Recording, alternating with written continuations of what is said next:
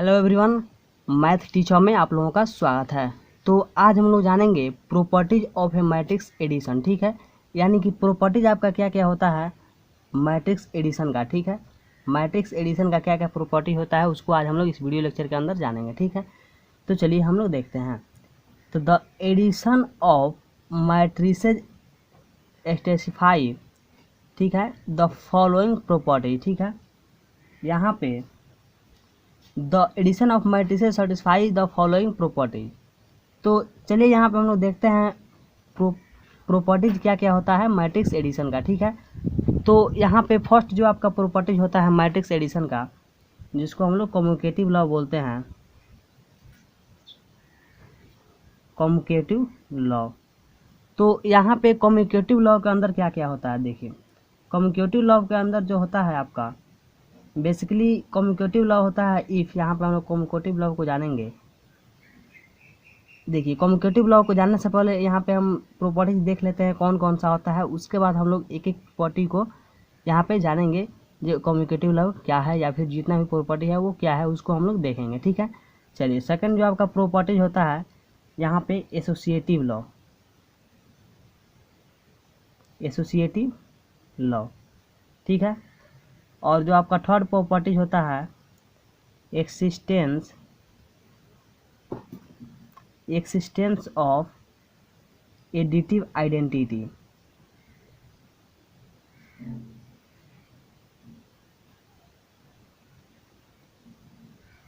Existence of additive identity. ठीक है, और यहाँ पे जो आपका फोर्थ प्रॉपर्टी जो होता है आपका the existence of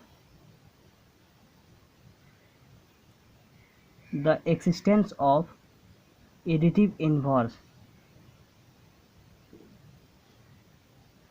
additive inverse. तो यहाँ पे आपका जो प्रॉपर्टीज ऑफ मैट्रिक्स एडिशन के अंदर यहाँ पे टोटल 4 प्रॉपर्टी आपका आता है। तो यहाँ पे हमने जाना प्रॉपर्टीज आखिर मैट्रिक्स एडिशन का क्या क्या होता है। ठीक है, तो अब हम लोग क्या करेंगे एक एक प्रॉपर्टीज को हम लोग जानेंगे। आखिर कम्यूटेटिव लॉ क्या है, एसोसिएटिव लॉ क्या है, एक्सिस्टेंस ऑफ एडिटिव आइडेंटिटी क्या है, और the existence of additive inverse क्या है। ठीक है, तो चलिए हम लोग एक एक को देखते हैं। ठीक है, तो सबसे पहले यहाँ पे हम लोग फर्स्ट में देखेंगे कम्यूटेटिव लॉ आखिर क्या है। ठीक है, कम्यूटेटिव लॉ जो है आपका वो क्या है उसको हम लोग यहाँ पे देखेंगे। ठीक है, तो चलिए, तो यहाँ पे if A is equal to यहाँ पे ए आई जे, ठीक है, और यहाँ पे और बी इज इक्वल टू यहाँ पे बी आई जे। ये क्या है, एक मैट्रिक्स का जनरल फॉर्म होता है जिसको हम लोग A is equal to A I J, B equal to B I J लिखते हैं। ठीक है, इसके बारे में हमने पहले ही बताया था। Are matrices of same order. ठीक है, से इस ऑर्डर को हम लोग नाम दे देते हैं m/n। ठीक है, देन तब यहाँ पे आपका a plus B is equal to हो जाए अगर b प्लस ए के, तो इसको हम लोग क्या बोलेंगे, कम्यूटेटिव लॉ बोलेंगे। ठीक है, तो यहाँ पे हमने क्या जाना, यहाँ पे दो मैट्रिक्स अगर है a और b, तो वो कम्यूटेटिव लॉ जिसका ऑर्डर आपका m/n ले सकते हैं। ठीक है, तो वो कम्यूटेटिव लॉ तभी होगा जब a प्लस बी इक्वल हो जाए आपका b प्लस ए के, तो उसको हम लोग कम्यूटेटिव लॉ बोलेंगे। ठीक है, चलिए अब यहाँ पे नाउ और यहाँ पे हम लोग देखेंगे, देखिए यहाँ पे a plus B equal to A का जो जनरल फॉर्म क्या होता है ए आई जे। ठीक है, और यहाँ पे b का जनरल फॉर्म क्या होगा बी आई जे। तो इक्वल आपका जब होगा ए I J plus B I J, ठीक है, क्योंकि हम लोग ए प्लस बी यहाँ पे निकाल रहे हैं, तो ये आपका हो जाएगा ए प्लस, यानी कि देखिए यहाँ पे हम लोगों को ए प्लस बी को इक्वल दिखाना है बी प्लस ए के। ठीक है, तो उसके लिए हम क्या करेंगे, यहाँ पे नाउ हम लोग देख रहे हैं इसको, तो यहाँ पे हम लोगों के a plus B is equal to B plus A हम लोगों को दिखाएंगे, तब यहाँ पे जो आपका कम्यूटेटिव लॉ को फुलफिल करेगा। ठीक है, तो यहाँ पे फर्स्ट नाउ हम लोग लेकर चलेंगे a प्लस बी को। ठीक है, तो जब हम a प्लस बी को लेकर चलेंगे तो a का जो यहाँ पे हमने a जो यहाँ पे लिया हुआ है ए आई जे, और यहाँ पे b is equal to B I J, तो उसको हम लोग इक्वल करेंगे, तो दोनों को एक साथ ऐड करेंगे यहाँ पे। ठीक है, तो यहाँ पे देखते रहिए आप। तो हम क्या करेंगे यहाँ पे देखिए, तब यहाँ पे हम लोग क्या करेंगे, जब ए आई जे और प्लस बी आई जे है तो इसको हम लोग जैसे कि किसी को इधर रखें या इधर रखें उससे कोई फ़र्क नहीं पड़ता है, तो इसको हम लोग B I J plus A I जे लिख सकते हैं। ठीक है, तो यहाँ पे एक चीज़ देखिए, हम लोग अगर इसको पहले है तो इसको हम लोग इधर लिख लिए और इसको जो बाद में है उसको पहले लिख लिए। ठीक है, तो उससे कोई फ़र्क नहीं पड़ने वाला है, क्योंकि जब भी आप 2 + 4 कीजिए या फिर 4 + 2 कीजिए, इक्वल में आपको 6 ही आने वाला है। तो वैसे ही यहाँ पे हम लोग इसको पहले किया और इसको बाद में किए तो उससे कोई फ़र्क नहीं पड़ने वाला है। ठीक है, अब यहाँ पे हम लोग क्या करेंगे, अब जो जैसे कि हम लोग इस दोनों को यहाँ पे ऐड किए हैं तो इस दोनों को हम लोग अलग अलग करेंगे। तो यहाँ पे क्या होगा आपका बी आई जे, इसको अलग कर लिए हम लोग, और यहाँ पे प्लस, और यहाँ पे हो गया ए आई जे। ठीक है, इसको हम लोग अलग कर लिए। ठीक है, तो यहाँ पे आपको दिखेगा, फिर हम लोग ये जो है जनरल फॉर्म क्या है, बी का जनरल फॉर्म है प्लस, और ये जो है आपका ए का जनरल फॉर्म है। तो यहाँ पे हमने देखा A plus B is equal to B plus A हम लोग यहाँ पे फाइंड कर लिया। ठीक है, तो यहाँ पे कम्यूटेटिव लॉ को फुलफिल कर गया। तो यहाँ पे हमने देखा कम्यूटेटिव लॉ कैसे फुलफिल करता है और कम्यूटेटिव लॉ का नियम क्या होता है, तो यहाँ पे हमने जाना। ठीक है, चलिए अब इसके बाद हम लोग जानेंगे जो आपका सेकंड वाला है एसोसिएटिव लॉ। ठीक है, तो चलिए 2 नंबर हम लोग देखते हैं एसोसिएटिव लॉ। एसोसिएटिव लॉ, तो एसोसिएटिव लॉ क्या होता है इसको हम लोग जानेंगे। ठीक है, तो देखिए for any 3 matrix, for any 3 matrix, for any 3 matrix या मैट्रिसेस कुछ भी हम लोग ले सकते हैं।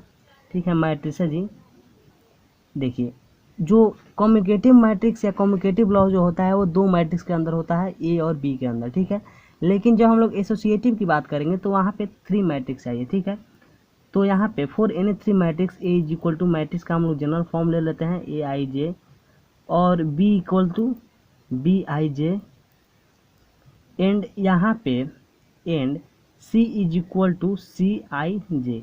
ये तीनों जो हो गया आपका मैट्रिक्स का जनरल फॉर्म हो गया। ठीक है, तो ऑफ द सेम ऑर्डर, यहाँ पे एक चीज़ और होना चाहिए, जो ऑर्डर होना चाहिए दोनों तीनों का वहाँ पे सेम होना चाहिए। ठीक है, सेम ऑर्डर। ठीक है, से, और उस ऑर्डर को हम लोग यहाँ पे मान लेते हैं, से कहते हैं m/n। ठीक है, तो यहाँ पे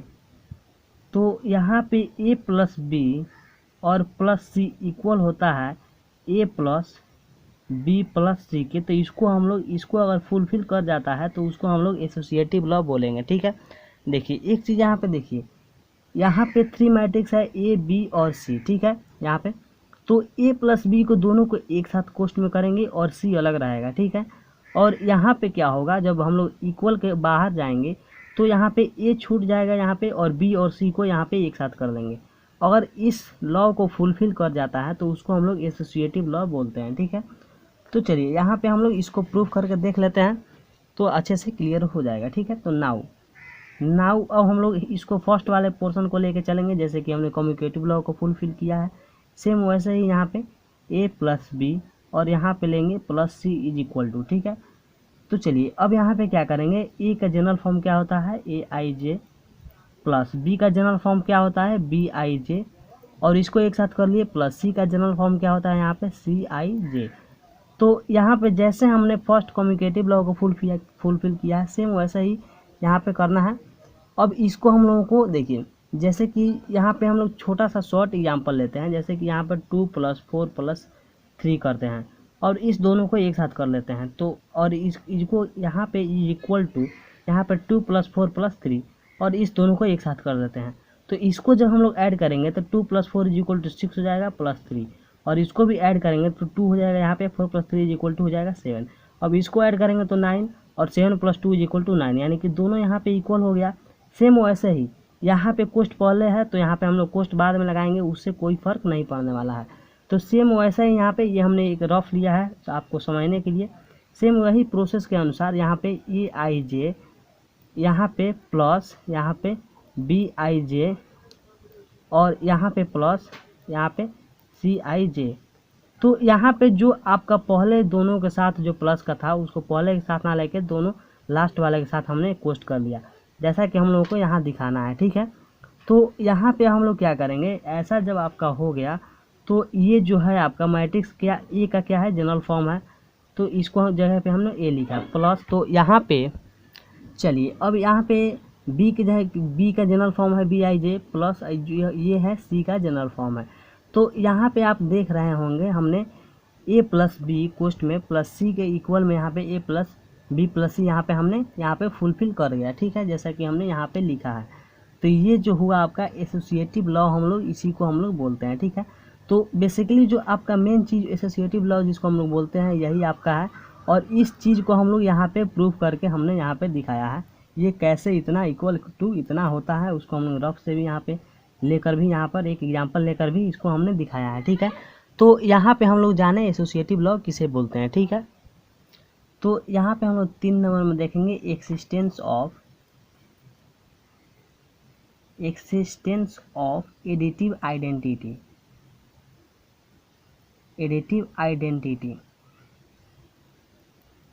तो यहाँ पे हम लोग जानेंगे एक्सिस्टेंस ऑफ एडिटिव आइडेंटिटी आखिर क्या होता है, ठीक है। तो चलिए यहाँ पे देखिए let A is equal to A I J, ठीक है, और यहाँ पे B N M by N matrix, ठीक है। देखिए ये जो है आपका A I J B N M by N matrix है कोई, ठीक है। एंड यहाँ पे जीरो बी यहाँ पे एन, जीरो जो भी जीरो है वो भी आपका एम बाई एन मैट्रिक्स है, ठीक है, M by N zero matrix. जब हम लोग मैट्रिक्स के टाइप्स पढ़े थे तो वहाँ पे जीरो मैट्रिक्स के बारे में हमने पढ़ा था, ठीक है। तो यहाँ पे जो है A I J B N M by N matrix है यहाँ पे, और जो जीरो है वो भी आपका एम बाई एन मैट्रिक्स है, ठीक है। देन तब यहाँ पे A plus zero is equal to, अगर आपका zero plus A is equal to हो जाए ए, इस चीज़ को आप ध्यान से देखिएगा। यहाँ पे ए क्या है आपका, एक मैट्रिक्स है जिसका ऑर्डर एम बाई एन है, और जीरो भी एक मैट्रिक्स है जिसका ऑर्डर एम बाई एन है, और जीरो जो है आपका एक क्या है, जीरो मैट्रिक्स है। तो A plus zero is equal to हो जाए आपका जीरो प्लस ए, और इस दोनों को हम लोग इक्वल अगर हो जाए ए के, ठीक है, यानी कि ए में अगर हम लोग जीरो से ऐड करेंगे तो फिर भी ए ही आएगा। और जीरो मैट्रिक्स क्या होता है, जिसके अंदर नो एनी एलिमेंट, यानी कि कोई एलिमेंट उसके अंदर ना हो, ठीक है। तो यहाँ पे देखिए इन अदर वर्ड्स यहाँ पे अदर यानी कि दूसरे भाषा में हम लोग जाने तो ओ इज द क्या है, एडिटिव आइडेंटिटी है, additive identity. O is the additive identity for addition. देखिए आपका जो ओ है क्या है, एडिटिव आइडेंटिटी है, वो भी किसके लिए, एडिशन के लिए। तो देखिए बेसिकली आपको एक्सिस्टेंस ऑफ आइडेंटिटी में क्या जानना है, देखिए ए कोई मैट्रिक्स होगा आपका, और जीरो भी एक मैट्रिक्स होगा जिसका दोनों का ऑर्डर एम बाई एन होगा, जो यहाँ पे ऑर्डर एम बाई एन है, यहाँ पर भी ऑर्डर एम बाई एन है। तो यहाँ पे A plus zero is equal to zero plus A is equal to A हो जाए तो उसको एक्सिस्टेंस ऑफ आइडेंटिटी मैट्रिक्स हम लोग बोलते हैं। तो इस चीज़ को आप लोगों को एग्जाम्पल में देखने की ज़रूरत नहीं है, आप इसको अपने से भी समझ सकते हैं। नहीं तो हम लोग एक एग्जाम्पल में ले लेते हैं, जैसे कि ए इज इक्वल टू, हम इसको हम लोग एक क्वेश्चन के फॉर्म में एग्जाम्पल लेते हैं जिससे डायरेक्टली माइंड में सेट होगा, ठीक है। यहाँ पे ए बी सी और डी, ये हमने कोई मैट्रिक्स माना, ठीक है। और यहाँ पे जीरो क्या है आपका, जीरो मैट्रिक्स है, यानी कि इसके अंदर कोई एलिमेंट ही नहीं है, बिल्कुल खाली है, ठीक है। तो जब आप यहाँ पे ए प्लस जीरो कीजिए या फिर जीरो प्लस ए कीजिए, उससे कोई फ़र्क नहीं पड़ने वाला है, यानी कि जीरो प्लस ए, यानी कि जीरो की जगह पे क्या है आपका जीरो जीरो जीरो, प्लस ए की जगह पे आपका क्या है ए बी सी और डी। तो जब आप यहाँ पे इसको सॉल्व कीजिएगा तो क्या होगा, ए प्लस ए बी सी और डी, यानी कि इसमें इससे ऐड कीजिएगा, इसमें इससे ऐड कीजिएगा, इसमें इससे ऐड कीजिएगा, कोई फ़र्क नहीं पड़ेगा, सेम उतना ही आएगा। यानी कि ये जो है आपका इक्वल है ए के, यानी कि ये जो मैट्रिक्स यहाँ पे हमने माना है बिल्कुल आपका वो आ जा रहा है यहाँ पे हम लोग अगर a + 0 या फिर 0 + a कर रहे हैं तो ये आपका डायरेक्टली हमने क्वेश्चन के रूप में इसको प्रूव कर लिया। ठीक है, तो उसको हम लोग जब आपका a + 0 या फिर 0 + a = आ जाए a के, तो इसको हम लोग बोलेंगे एक्सिस्टेंस ऑफ एडिटिव आइडेंटिटी। ठीक है, चलिए अब आपका जो लास्ट बच जाता है उसको भी हम लोग देख लेते हैं। यहाँ पे the existence of additive inverse.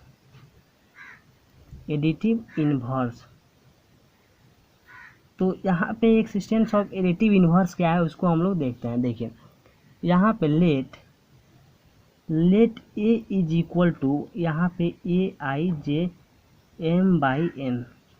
ए हमने एक मैट्रिक्स माना aij = m/n ऑर्डर का एक मैट्रिक्स माना। बी एनी मैट्रिक्स, ये कोई मैट्रिक्स है। ठीक है, देन यहाँ पे we say that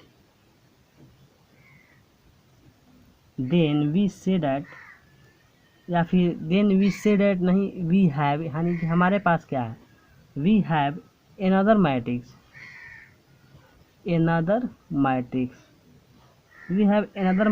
as -a =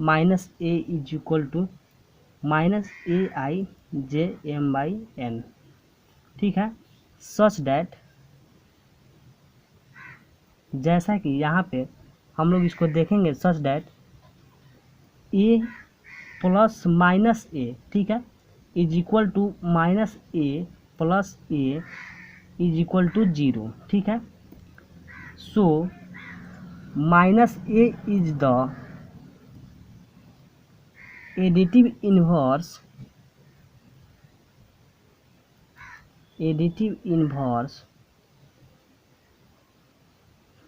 of A negative